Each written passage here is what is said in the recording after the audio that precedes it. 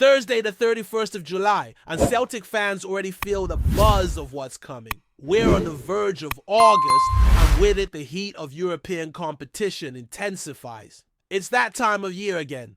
Qualifiers, transfer windows, training reports, everything coming together to shape the season ahead. Today it's all about Celtic. The draw for the Champions League playoff round is right around the corner, and there's plenty to break down. So the second qualifying round of the UEFA Champions League wrapped up last night. And with that, we now know who could be lining up against Celtic in the next stage. There were victories for teams like PAOK Ludogorets and Ferencváros, all moving one step closer to the group stage. For Celtic, who entered directly into the playoff round as a seeded side, it's now about figuring out which of these advancing clubs or potential winners from the third round could be waiting. Now, just to clear something up, because it's a bit of a quirk with how UEFA do things, the draw for the playoff happens before the third round has even been played, or sometimes before it's halfway done. So you end up with 8 possible opponents. But realistically, there are only about 5 actual scenarios depending on how the third round pans out. That's why some of the matchups list 2 teams, because we don't yet know who's coming through. Celtic being seeded won't face any of the other top-ranked sides, so we're only looking at unseeded potential opponents here. Let's break down who those are: Slovan Bratislava or KA from Iceland, Basel Karabag or Skendija Dynamo Kiev, or Pafos and Sturm Graz. Some of those names bring back memories, others raise eyebrows, and a few, honestly, feel like traps waiting to spring.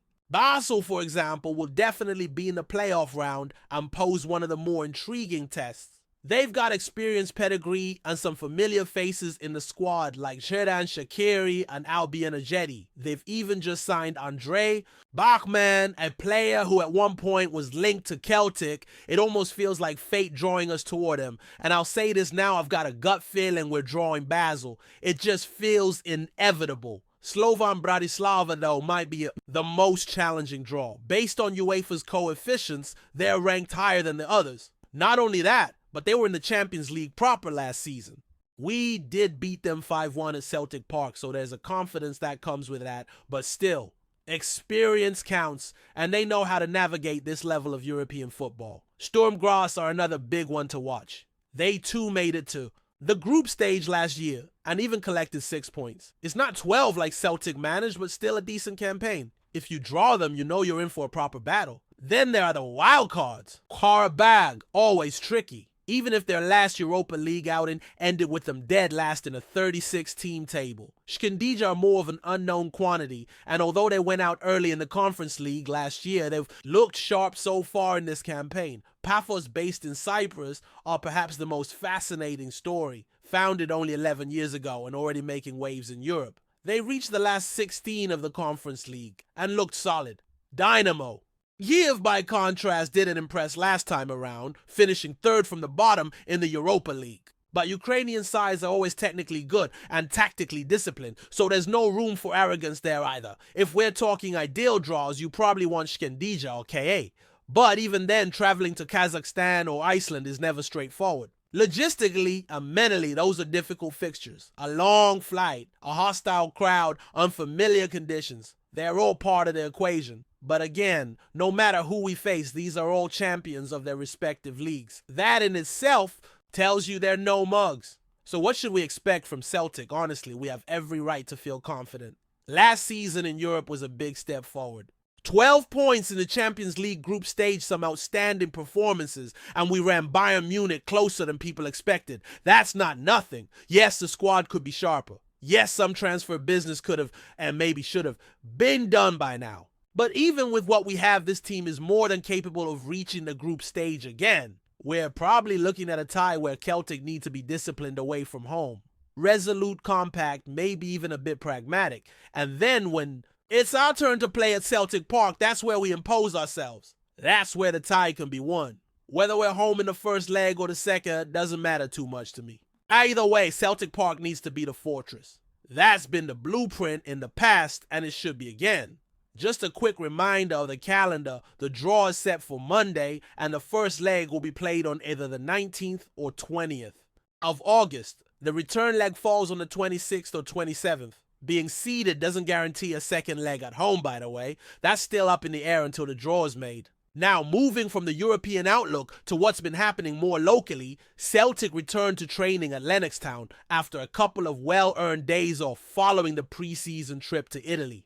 Alistair Johnston mentioned that the first session back was a bit lighter, just easing the players in before they ramp up the intensity ahead of the weekend. Sky Sports were on site filming one of their rare deep dives into Scottish football. You know, the ones the week where they pretend to care about the SPFL. No offense to the individual reporters, by the way. Some of them really do care, but the network as a whole, yeah, let's just say the enthusiasm feels seasonal. That said, they got some good stuff, including interviews with Callum McGregor and Benjamin Nygren. Nygren in particular stood out. The man's got one of the most soothing voices I've ever heard in football. He could easily double as a meditation app narrator. You know, one of those calm voices telling you to relax and focus on your breathing. But beneath that calm demeanor, you can sense there's real fire. When he started talking about his goals, he lit up, said he dreams of playing for Sweden at the World Cup and in the Champions League. And the way he smiled when talking about Europe, you can tell he's hungry, motivated, and ready to make his mark. We also heard from Brendan Rodgers, and this is where things got interesting. When asked about transfers, he hinted ever so slightly that something could be happening this week. And sure enough, not long after the news broke that Celtic were bringing in Manchester City's young centre-back Jamal Simpson-Puy, or JSP as he's already been called. It's a one-year loan with no option to buy. City rate him highly so. They'll want him back eventually, but for now he's ours. JSP is an exciting addition. Tall, strong, comfortable on the ball, and not afraid to take a man on. He brings that swagger that fans love to see in a defender. Some have even compared his style to Christopher Julian or Christopher Adja, that same drive to carry the ball forward and start attacks. He's calm under pressure, maybe too calm at times. There are moments where he'll receive the ball in his own box and just casually dribble past the pressing forward. It can make your heart race, but it also shows confidence. He's right-footed, but seems perfectly comfortable on his left, which is key if he's going to be paired with Cameron Carter-Vickers, who has that right centre-back spot locked down. At just 19 years old, Simpson-Puy already looks like a physical presence. He's quick, intelligent, and plays with a maturity beyond his years. The question now is he a clear upgrade on the likes of Liam Scales or Austin Trusty? Time will tell, but the potential is definitely there. This kind of deal isn't new for Celtic. We've seen it before with Jason Denayer, who joined on loan from City back in 2014 and formed a superb partnership with Virgil van Dijk. That duo was phenomenal, and even though Denayer didn't stay long-term, no one complained. We just remember the quality he brought while he was here. So maybe Simpson-Puy can follow in those footsteps. If he forms a solid duo with Carter-Vickers, it could elevate this defense to a new level. And honestly, if the choice is between signing someone permanently who's just not good enough or taking a top-level talent on loan for a season, I know what I'd pick. Quality always wins. Long-term planning is important, but sometimes you need to focus on the now, especially when Champions League football is on the line. Picking up from where we left off, the news around Jamal Simpson-Puy joining the squad definitely adds a bit of excitement to what had felt like a slow and at times frustrating transfer window. The deal should be finalized in the next 48 hours, and honestly, it wouldn't surprise anyone if he gets unveiled at halftime during Sunday's match. That little bit of theater Celtic love to pull off. Even though it's a short-term solution, he's coming in with the right mindset. You can see it. This isn't a loan just for minutes. He's coming to stake a claim to kickstart his first-team career. And with the backing of Pep Guardiola and the development system of Manchester City, that's a strong platform. He was named Premier League 2 Player of the Year last season, which says a lot about his talent. Guardiola gave him a few first-team appearances, and he's clearly someone City rate. He's not just another body to fill space. Watching him, you notice his calmness, his vision, and his passing range. He's very capable of sweeping the ball out wide or through the lines. But what stood out to me, and probably to Brendan Rodgers too, is his composure in pressure moments. He doesn't panic, and that's rare for a teenager playing centre-back. Still, questions remain. Is he an upgrade on what we already have? Is he someone who walks straight into the starting 11, or is this just a bit of depth to tide us over? That's where we need to be cautious. There's been some justified skepticism from supporters about bringing in players on loan with no long-term prospect. But if it's a choice between signing someone we're unsure about, another Narowski or Laga Belka type situation, or giving a young player with high upside a chance, then I think we're making the smarter move here. You can't ignore the parallels with the Denea Van Dijk partnership. Back then, we had an imperious centre-back, and we paired him with a young, hungry talent on loan from City. Sound familiar? Carter Vickers could very well play the Van Dijk role this season. The rock at the back, while Simpson-Puy finds his footing and adds dynamism. And look, we all remember that Denea was just here for one season, but what a season it was. We never complained about the lack of permanence, we just enjoyed the ride. And right now, we need to be focused on getting into the Champions League group stage. That's the big prize. It brings revenue exposure, prestige, and most importantly, the chance for this squad to test itself at the highest level. Simpson-Puy could be a major part of that puzzle. Physically, he's ready. He's 6'2", quick and comfortable on both feet.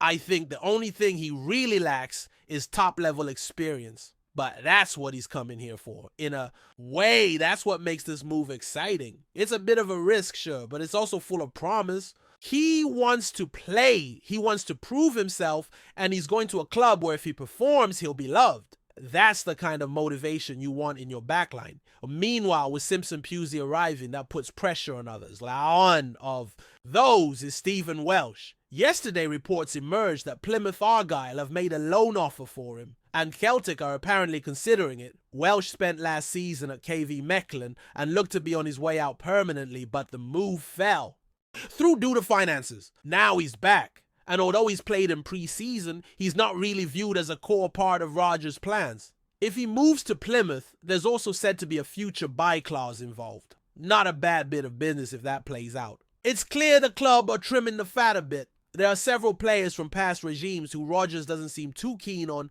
Marco Tilio's another name floating around. It wouldn't shock me if he leaves once a new winger is signed. The manager's being pretty methodical here, keeping what he trusts and phasing out what doesn't fit.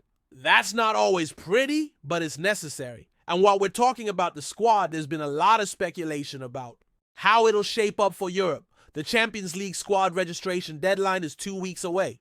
We'll be submitting our final list of 25 players, with 8 of those needing to be locally trained, either through the Celtic Academy or other Scottish clubs. That balance always makes things a bit tricky. I sat down and did a rough calculation, including Simpson-Puy, and I got to 27 players. To get it down to 25, I cut Marco Tilio and Callum Oswalt. Tilio, simply put, hasn't made much of a case for himself. And Oswalt, as the fourth choice striker, probably wouldn't see the pitch in a two-legged tie anyway.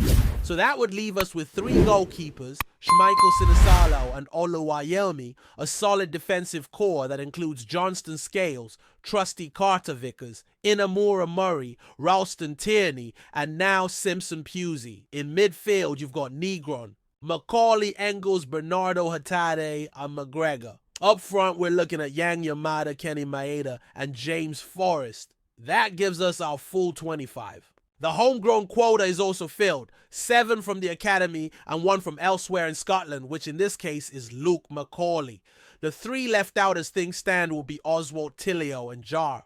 Of course, if we sign more attackers, which we absolutely should, someone else will have to be cut. Johnny Kenny might be next on the chopping block. Possibly even Austin Trusty, depending on how Rodgers feels about his depth in defense. Losing Welsh wouldn't hurt our homegrown count too badly. We go down to 24 players but still have 7 local lads, which meets UEFA's baseline. And let's be real, Welsh isn't featuring much these days anyway. It's probably time for him to go find regular football elsewhere. Now onto the striker situation. This is where things get a bit more complicated, and where some fans start to get nervous. Adam Ida, he's staying for now. Reports from Italy, and we're talking fairly obscure outlets here, suggested that Udinese were eyeing him up. But that was quickly shot down by more reliable sources. Celtic and Ida both see this as a big season, and Brendan Rodgers reportedly rates him highly. But here's the issue. As much as Rodgers believes in him, there's a question mark over whether Ida is good enough to lead the line for a club with Champions League ambitions. He's strong, quick, capable of popping up with a goal, but his link-up play still needs refinement. And while he's a good option to have in the squad, many fans, myself included, would prefer to see someone else come in and take the number 9 role. Now, that's not to say Ida can't contribute. He absolutely can. But the idea of him being our main striker feels like a gamble. What happens if he hits a dry spell? What happens if he picks up an injury? Is Shunsuke Yamada ready to take over? Is Johnny Kenny really going to get minutes in crucial matches? And where does that leave us if no one else is signed? You can see the potential scenario unfolding. Yamada scores off the bench on Sunday, maybe bags one midweek too, and suddenly the board decide we're fine with what we've got. It's a dangerous assumption. We need a top striker, someone who can start in Europe, lead the line domestically, and carry us through tough spells. Because as much as we rate Yamada's promise and Ida's strength, neither of them is fully proven they can deliver 30 goals in a season. And if you want to make a mark in the Champions League, that's the kind of firepower you need. Ideally, you go into the group stage with 3 strikers, your starter, your challenger, and your wild card. That would be, say, a new number 9, Ida and Yamada. Then you let Kenny and Oswald head out on loan gain experience and reassess next summer. That's how you build a forward line with depth and quality. But the concern right now is whether the club are seeing things the same way Brendan Rodgers is. Because if they don't back him, if they take early results as a sign that we're good enough, then we're playing a dangerous game. Injuries will happen. Form will dip. The squad needs to be ready for that. We've done well in tightening up the defense and building out the midfield, but that striker slot remains the elephant in the room. Rodgers wants one. The fans want one. Let's hope the board are listening. And look, we've still got time. The transfer window is open, and there's money in the bank from European qualification and outgoing players. There's no reason not to go get someone who moves the needle. That's the kind of signing that will get people genuinely buzzing again. But for now, it's all eyes on Monday's draw. We'll find out who stands between Celtic and another Champions League group stage. Whoever it is, we've got to believe. Not just in the badge, but in the players pulling it on. There's something building here. You can feel it. The energy's shifting, 1 or 2 more key moves, and we could be in for a special season. Before we proceed, subscribe to our channel and enable notifications to receive all exclusive news about Celtic FC. Don't miss any details about your favorite team. It's extremely important for Celtic FC fans.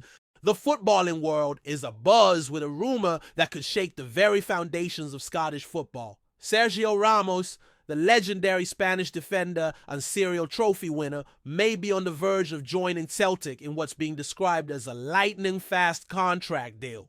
While no official announcement has come from Parkhead, whispers from within the club and hints dropped by sources close to the player suggest that an agreement might already be in place. The idea of Ramos donning the green and white hoops has set fans into a frenzy, with some questioning the plausibility and others daring to believe that the boys have pulled off one of the most audacious transfers in recent history. For a club rooted in tradition and always looking to add steel to its backline, Ramos's experience, leadership, and sheer presence would be an immeasurable asset.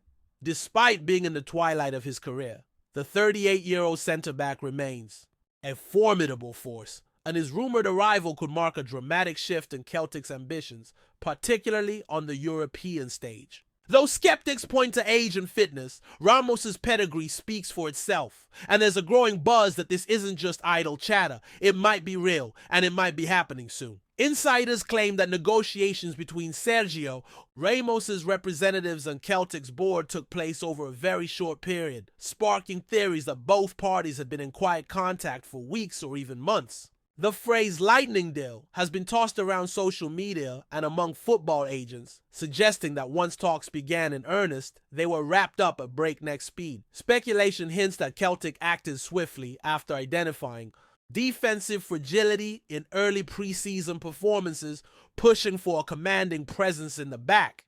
And who better to stabilize a defense than a World Cup winner with 4 Champions League titles under his belt? The deal, reportedly structured to suit both the club's wage structure and Ramos's desire for a competitive yet manageable environment, is being hailed as a potential masterstroke. Some even believe the move might mirror Celtic's historic signing of Roy Keane, another footballing icon who arrived in Glasgow late in his career but brought immediate impact. Although the rumor remains unconfirmed, sources within La Liga circles report Ramos had turned down several Middle Eastern and MLS offers in favor of a European legacy challenge. Could this legacy be forged in the Scottish Premiership?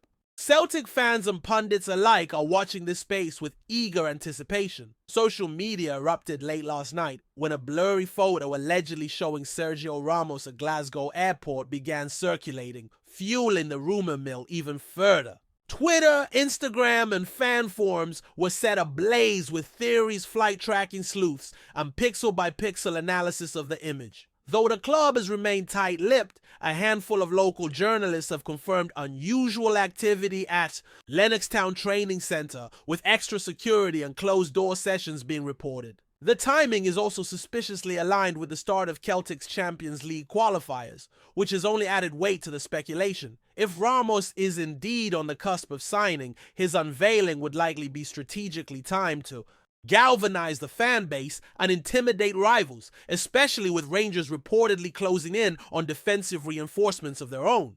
While some claim the photo might be old or manipulated, others argue that the silhouette, posture, and even visible tattoos match Ramos to a T.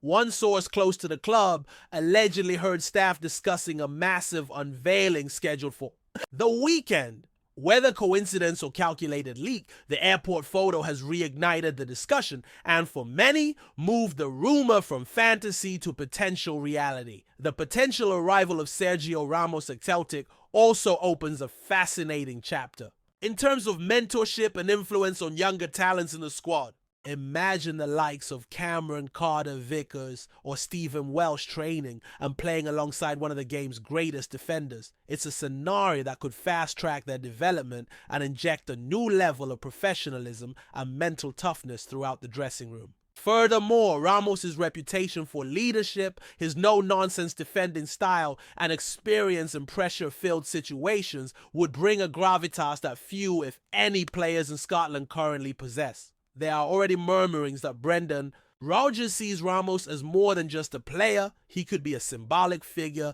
to inspire a team that has often lacked bite in European competitions. While some critics argue it's a marketing stunt or a desperate move to bridge the continental gap, others believe it reflects a bold shift in Celtic's recruitment strategy, from nurturing prospects to blending them with seasoned titans. Though still rumor, the very possibility has sparked debates on radio shows and podcasts across the UK. Even rival fans are taking notice, worried that if true, Celtic might be building a backline capable of dominating domestically and holding its own abroad. Still, with all the buzz, there remain substantial questions. Will Ramos truly adapt to the physicality and tempo of the Scottish Premiership? At his age, can he endure the cold, wet midweek clashes at venues like Dingwall or McDiarmid Park? And more importantly, will the club break its wage structure to accommodate a name of his magnitude? Rumors suggest a heavily incentivized contract, possibly tied to Champions League performance and appearances to balance ambition with financial prudence. Some fans worry this could disrupt dressing room harmony, while others argue that players of Ramos' stature command and earn that respect. There's also the matter of longevity. Would this be a one-season wonder or the beginning of a broader strategy to lure global names to Parkhead?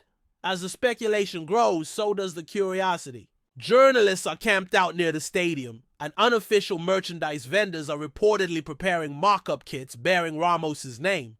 Whether it turns out to be smoke and mirrors or a seismic signing, the rumor has done its job. Celtic is at the center of football conversation once more. And in the days to come, all eyes will be on Glasgow to see if this dream turns into green and white reality. Hello, fan. Don't forget to like and subscribe to the channel, as it means a lot to Celtic FC. Also, share your opinion about the news in the comments below. See you in the next video.